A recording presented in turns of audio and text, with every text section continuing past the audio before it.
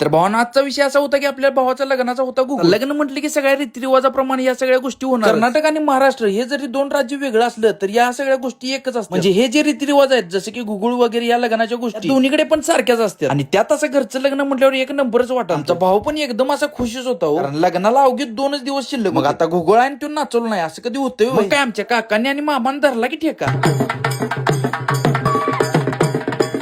मग असं सगळ्यांनी जरा जरा ठेक धरली.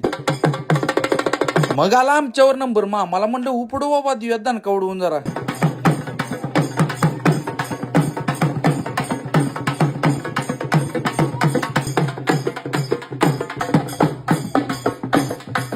आमचा विपुल पण काय ना हो, ह्यानं बी चांगला ठेका धरला. नाचून ते झाल्यावर गुगुळ पहिला गेला तो म्हणजे नदीला तर सगळी चाललेलो, पण उन्हाचा तडाखा असला लागत होता. आणि घरापासून नदी पण लय लांब हो, त्यामुळे एवढ्या कसरीत नंतर कसं बस आपण नदीवर पोहोचलो. आल्यावर काही विधी पूजा असते ते केली आणि गुगुळ पाण्यात सोडलं. तिथलं सगळं आवरून परत परतीचा प्रवास सुरू झाला. भावना चालू कसा वाटला ते कमेंट करून सांगा, लाईक करा, शेअर करा आणि आपल्या आयडीला फॉलो करायला विसरू नका. धन्यवाद.